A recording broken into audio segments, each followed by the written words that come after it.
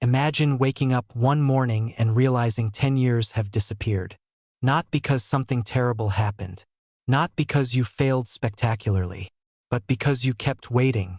Waiting until you felt motivated. Waiting until you had more money. Waiting until you found the perfect career. Waiting until you were completely sure. Waiting until tomorrow. And somehow, while you were waiting for your real life to begin, your real life was already happening. You wake up late. Reach for your phone. Scroll for a few minutes that somehow becomes an hour. Maybe you play a game. Watch another video. Tell yourself you'll start working after this one. Then after the next one. Then after lunch. Then tomorrow. And at night, when the distractions finally become quiet, the same thought returns. What am I actually doing with my life? Most people would call this laziness. They would tell you to wake up earlier, create a schedule, delete social media, become more disciplined, or buy another productivity system. But what if the problem goes much deeper than poor time management? What if a part of you is not simply avoiding work? What if it is avoiding adulthood itself? Because there are people who physically grow older while psychologically remaining suspended between childhood and adult life. They may be 25, 35, 50, even 60. From the outside, they look completely grown. But somewhere inside them is a younger part that still wants unlimited possibility without limitation, freedom without responsibility, dreams without risk, and success without having to endure the painful process of becoming competent. And when reality demands commitment, sacrifice, repetition, or responsibility, that part of them quietly runs away. Today, we're going to explore why that happens. Why intelligent and talented people can spend years trapped in procrastination. Why some people endlessly prepare for a life they never begin. Why potential can become one of the most dangerous excuses you ever give yourself. And most importantly, how to finally stop watching your life from the sidelines and start participating in it. Because the uncomfortable truth is this: you do not need to destroy the child inside you. You need to stop allowing that child to control your adult life. Main part: in Jungian psychology, there is a concept called the puer aeternus. The phrase means eternal boy. Today, people might recognize a similar pattern through expressions such as the man-child or Peter Pan syndrome. But this does not simply describe someone who enjoys games, jokes, adventure, or youthful interests. Those things are not the problem. The deeper issue is a psychological resistance to limitation. The eternal boy wants life to remain open forever. No final decisions. No permanent commitment. No doors closing.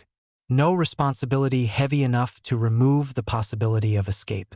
He wants maximum freedom. But there is a strange contradiction here. The more desperately you try to keep every possible future available, the less likely you are to build any future at all. You hesitate to choose one career because choosing one means giving up hundreds of imaginary alternatives. You hesitate to commit to one relationship because commitment means accepting that no person will ever be perfect. You hesitate to dedicate yourself to one skill because the moment you begin practicing seriously, your actual ability becomes visible. So instead, you remain suspended. You plan. You imagine. You research. You fantasize. You prepare. But you never fully arrive. Carl Jung described something related to this as living a provisional life. A life that always feels temporary. You might have a job, but somewhere in your mind you say, "This isn't what I really do. I'm only here until my real career begins." You might live in a messy apartment and think, "Why bother fixing this place? I'm not going to stay here forever." You might be dating someone while secretly keeping emotional distance because part of you wonders whether somebody better is still waiting somewhere else. You might have a business idea you've discussed for 3 years, a book you are about to write, a skill you are planning to learn, or a project you swear you will begin when the timing feels right. Everything becomes temporary. Everything becomes preparation. Nothing receives your complete commitment. And gradually, something strange happens. You stop living your life and start observing it. Other people choose. They take jobs. They build careers. They get rejected. They recover. They marry. They move. They fail. They learn. They become responsible for things. Meanwhile, you watch. And the ego can create a very comforting story about this. Maybe those people have surrendered. Maybe they're trapped in boring, ordinary lives. Maybe they're obsessed with money and bills. Maybe you're different. Maybe you're destined for something unusual. Maybe you're simply waiting for the right opportunity. And because your imagined future is still unlimited, it can feel superior to somebody else's imperfect reality. But there is one major problem. An imaginary life cannot disappoint you. Reality can. That is why unlimited potential feels so safe. As long as you never completely choose one direction, you can continue believing that you could have succeeded in almost any direction. As long as you never give your absolute best effort, you never have to discover whether your best effort was enough. As long as the novel remains unwritten, it can be a masterpiece in your imagination. As long as the business remains an idea, it can become a billion-dollar company. As long as you never seriously train, you can keep believing that you are naturally talented. As long as you never ask, you never hear no. Potential is perfect because potential has never been tested. Reality is different. Reality is messy. Reality charges rent. Reality contains competition. Reality includes people more talented than you. Reality includes embarrassment, rejection, mistakes, boredom, routine, and the possibility that something you dreamed about for years might not work. In your imagination, you can begin at the top. In real life, almost everyone begins near the bottom. You have to be inexperienced. You have to ask stupid questions. You have to produce mediocre work before producing excellent work. You have to learn. You have to repeat. And most painfully, you have to discover the difference between who you imagined yourself to be and who you actually are today. That gap can be terrifying, especially if you grew up believing that being exceptional was part of your identity. Marie-Louise von Franz, who worked closely with Jung, explored the psychology of the eternal youth in depth. And one pattern is particularly interesting. The person trapped in this state is not necessarily someone who grew up failing at everything. Sometimes the opposite is true. Maybe you were the gifted kid, the fast learner, the child who could get good grades without studying very much. Maybe adults constantly told you how intelligent you were. Maybe teachers said you had enormous potential. Maybe your family described you as unusually talented. At first, that sounds like an advantage. But praise can become dangerous when your identity begins depending on it. Instead of learning, I can improve by working, you may slowly begin believing, I am valuable because I am naturally exceptional. That difference matters, because childhood eventually ends. And adulthood does not care very much about what you might be capable of. The real world asks a much harsher question. What can you actually do? Potential might impress your parents. Results are what reality responds to. And suddenly, the person who spent years being considered gifted enters environments where everybody has strengths. You start a job and discover someone younger who knows more than you. You try building something and nobody cares. You apply somewhere and get rejected. You create your first piece of serious work and realize it is nowhere near professional quality. You enter competition and lose. For someone whose identity has been built around being special, these moments can feel almost unbearable. It isn't simply, I failed. Feels like, maybe I'm not who I thought I was. And this is where procrastination becomes psychologically useful. Because procrastination gives your ego an escape route. You can tell yourself, I could succeed. I just haven't really tried yet. That sentence protects something. If you apply for the job and get rejected, reality has given you information. If you never apply, the fantasy remains alive. If you finish the book and nobody wants to read it, you must confront the quality of your work. If you never finish it, you can keep imagining what would happen if you did. If you train seriously and discover you're average, your fantasy of effortless greatness disappears. So you delay, not necessarily because you don't care. Sometimes you delay precisely because you care so much that failure feels like a threat to your identity. You protect your potential by refusing to test it. But there is a price. Untested potential never becomes ability. And eventually, the very thing protecting your ego begins destroying your confidence. You stop trusting yourself. Every promise you break becomes evidence. Every project abandoned halfway becomes evidence. Every morning when you say, "Today will be different," and then repeat the same behavior becomes evidence. Slowly, your mind learns, "My own words don't mean anything," and this is where the fantasy begins collapsing. The myth of Icarus gives us a useful picture. Icarus escapes using wings made with wax. But instead of respecting his limits, he flies higher and higher toward the sun. Eventually the wax melts and he falls. There is a similar danger in confusing possibility with achievement. In imagination, you can fly anywhere. But if you never learn how to stand firmly on the ground, reality eventually exposes you. And when the distance between your fantasy and your real life becomes too painful, 3 traps become especially attractive. Trap 1. Constantly numbing yourself. There is nothing wrong with relaxing. There is nothing wrong with gaming, watching videos, scrolling online, enjoying entertainment. The question is not whether you use these things. The question is why. Imagine you have something important you know you should do. Maybe you need to apply for work, fix your finances, study, have a difficult conversation, complete a project. The moment you think about it, discomfort appears. Anxiety, shame, fear, pressure. And almost automatically, your hand reaches for your phone. You tell yourself you need a short break. 20 minutes later, you're watching something completely unrelated. 2 hours later, the original problem is still there. But temporarily, you don't feel it. That is the key. Entertainment has stopped being entertainment. It has become anesthesia. In a game, progress is clear. Complete the mission. Gain experience. Unlock the reward. Improve your character. In real life, progress can be painfully slow. You can spend months learning something and still feel incompetent. You can work for weeks without receiving praise. You can make the right decision today and not see the reward for years. Digital stimulation gives you immediate relief from that uncertainty. But when the screen turns off, reality returns exactly where you left it. The deadline still exists. The conversation still needs to happen.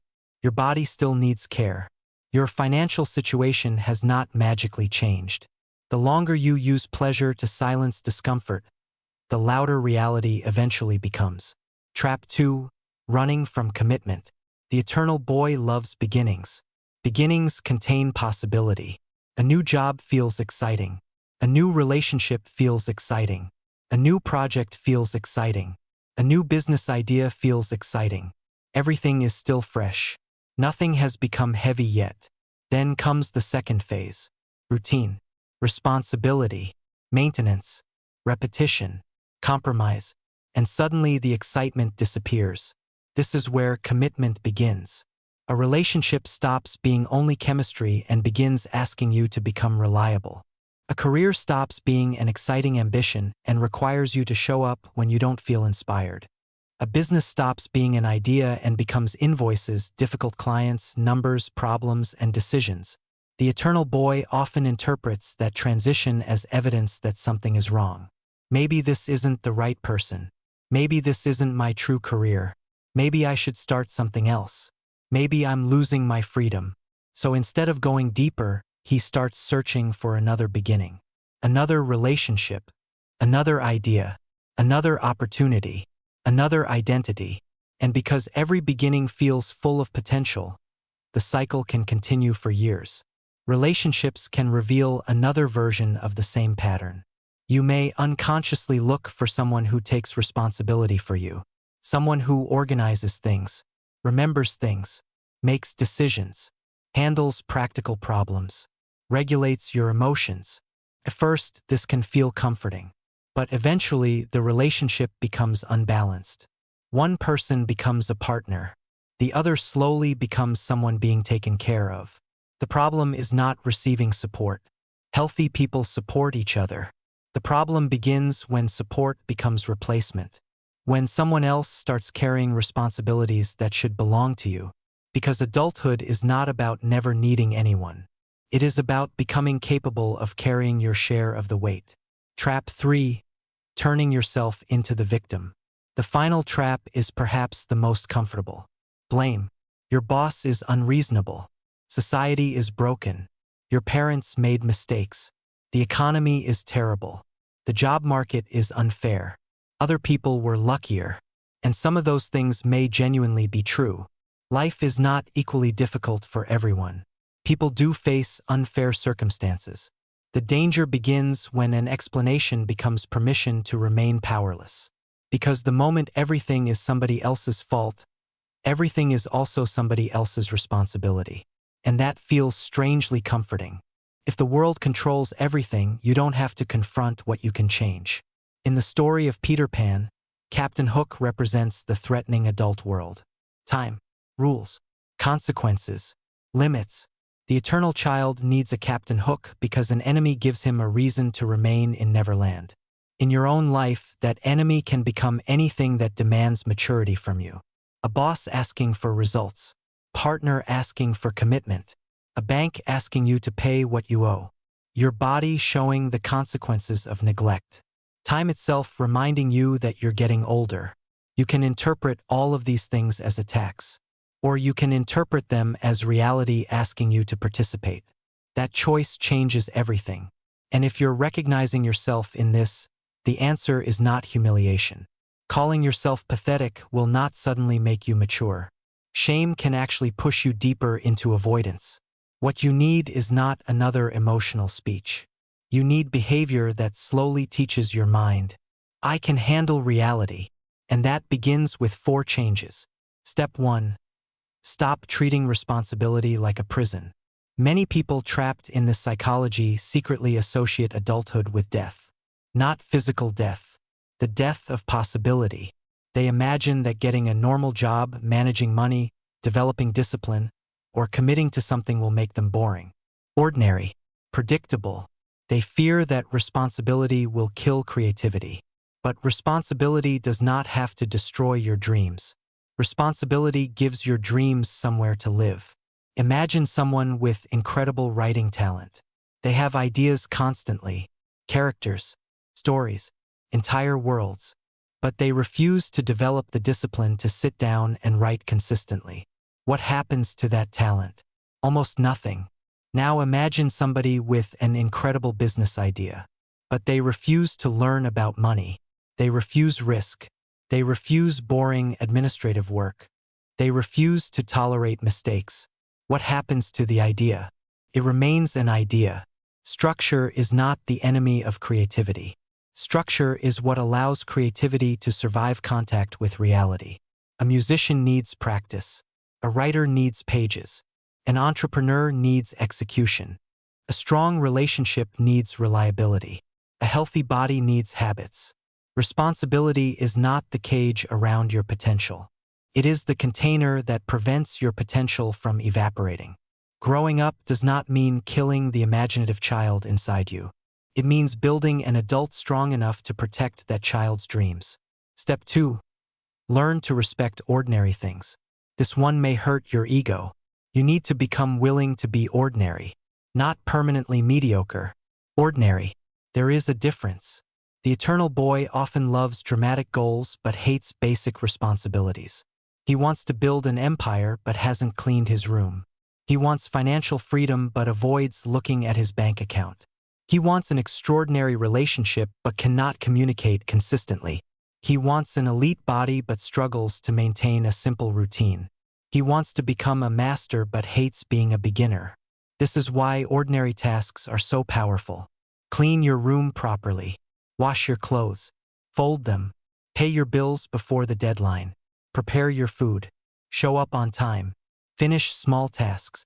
And sometimes, do these things without a podcast, music, short videos, or another stream of stimulation running in the background. Just do the thing. Experience the boredom. Experience the resistance. Stay there anyway. This may sound ridiculously small compared to your ambitions. That's exactly why it matters. You are teaching your mind that reality does not need to be exciting for you to participate in it. You are learning that your responsibilities still matter when nobody is watching. And every completed ordinary task quietly rebuilds something extremely important. Self-respect. Not the self-respect that comes from imagining how great you might become. The self-respect that comes from evidence. I said I would do this. And I did it. That is how trust in yourself returns. Step 3. Practice failing in reality. If your deepest fear is discovering that you are not as good as you hoped, you will never think your way out of it. You have to collect evidence that failure is survivable. Choose something you've been avoiding because the result could expose you. Finish the resume. Send the applications. Not one. Send several. Take the course you've been delaying because you're afraid of looking inexperienced. Create the project. Publish the work. Ask for feedback. Have the conversation. Apologize to the person you hurt. Ask your boss what you actually need to improve. Do something where reality is allowed to answer you. And yes, sometimes reality will say no. You may get rejected. You may discover your first attempt isn't good. Somebody may criticize you. You may feel embarrassed. But then something unexpected happens. The world keeps moving. You wake up the next morning. You are still here. You learn. You adjust. You try again. And every time you survive a real failure, imaginary failure loses some of its power. Confidence is not created by constantly telling yourself that you're capable of greatness. Confidence grows when you discover that even when something goes badly, you can respond. You can adapt. You can recover. You can continue. A man's character is not built inside fantasies where he always wins. It is built when reality knocks him down and he learns how to stand again. Step 4. Borrow structure until you build your own. There is another problem. When you've spent years negotiating with yourself, your own excuses become extremely convincing. You know exactly what to say to yourself. I'll start tomorrow. Today was stressful. I need to research more first. I'll work better when I feel motivated. I deserve one more break. This isn't the right time. And because the voice making the excuse is your own voice, it sounds reasonable. That is why outside accountability can be extremely useful. Find structure, a mentor, a teacher, a demanding workplace, a serious training environment, a disciplined community, people who expect something from you, not people who humiliate you, not people who control your entire life, people who refuse to participate in your excuses. Someone who can hear your complicated explanation and simply ask, "Did you do what you said you were going to do?" That question can change your life, because the eternal child survives through endless negotiation. A strong external structure reduces the room for negotiation. You said you would arrive at 8, so arrive at 8. You said the work would be finished Friday. Finish it Friday. You committed to training 3 times. Show up 3 times. At first, discipline may need to come from outside you. Eventually, if you repeat this long enough, something changes. The structure becomes internal. You stop needing someone else to remind you constantly. You start becoming the person who holds yourself accountable. And this is where adulthood really begins. Not when you reach a certain birthday, not when you move out, not when you get married, not when you earn a certain salary. Adulthood begins when you stop expecting reality to reorganize itself around your avoidance. It begins when you accept that your choices have consequences. That time is limited. That every yes contains a no. That committing to one path means temporarily abandoning others. That you cannot become everything, but you can become something, and that is far more valuable. Because an imperfect life that you actually live is worth more than a perfect life that exists only in your imagination. Think about how much energy goes into maintaining fantasy, imagining what you could become, explaining why you haven't started, searching for the perfect strategy, comparing yourself to other people, escaping the uncomfortable feeling that time is moving. That energy could be going somewhere else, into practice, into relationships, into your health, into your work, into building something real. Potential feels enormous because it has no boundaries, but potential has almost no value until it becomes action. You can be the most talented person in the room and still lose to someone less talented who is willing to show up every day. You can understand psychology perfectly and still remain trapped in the same behavior. You can watch hundreds of self-improvement videos and still refuse to make one uncomfortable phone call. Information does not automatically produce transformation. At some point, thinking has to end, and participation has to begin. Maybe you have already spent years waiting for a dramatic moment. A moment when everything suddenly becomes clear. When motivation arrives. When you're finally fearless. When you know exactly what you want. When someone appears and gives you permission to begin. That moment may never come. There may be no cinematic transformation. No perfect morning. No sudden burst of confidence. Growing up may look much less dramatic. It may look like getting out of bed when you said you would, turning off the screen, cleaning the room, sending the application, opening the document, going to work, having the difficult conversation, keeping the promise, showing up again tomorrow, then doing it again and again, until one day you look around and realize something. Your life is no longer waiting for you. You're finally inside it. There is a painful truth about staying in the world of endless possibility. Eventually, possibility expires. You do not have infinite time to decide who you're going to become. One day, the career you were going to start becomes the career you never started.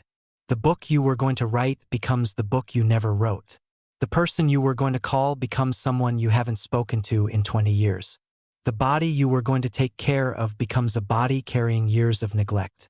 The dream doesn't always disappear dramatically.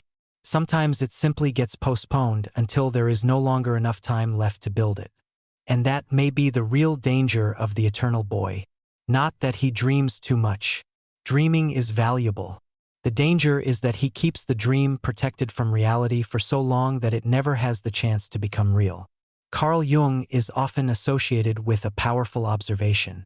The greatest burden a child must bear is the unlived life of its parents. Think about what that means beyond parenting. An unlived life doesn't disappear.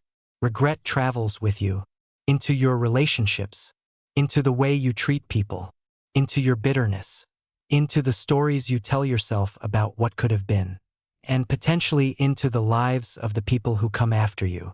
So don't make your goal to become less imaginative. Don't destroy your ambition. Don't become cynical. Don't stop dreaming. Do something much harder. Bring the dream down to earth. Give it a schedule. Give it deadlines. Give it repetition. Let reality criticize it. Let failure reshape it. Let responsibility strengthen it. Let yourself be a beginner. Let yourself be ordinary long enough to become good. Because the difference between a person who spends a lifetime talking about potential and a person who eventually creates something meaningful is rarely that one of them had bigger dreams. The difference is that one of them finally accepted the price of turning dreams into reality. You may not feel ready. Start anyway. You may fail. Try anyway. You may discover that you're not as naturally talented as you hoped. Practice anyway. You may have wasted years already. Do not waste another year punishing yourself for the years that are gone.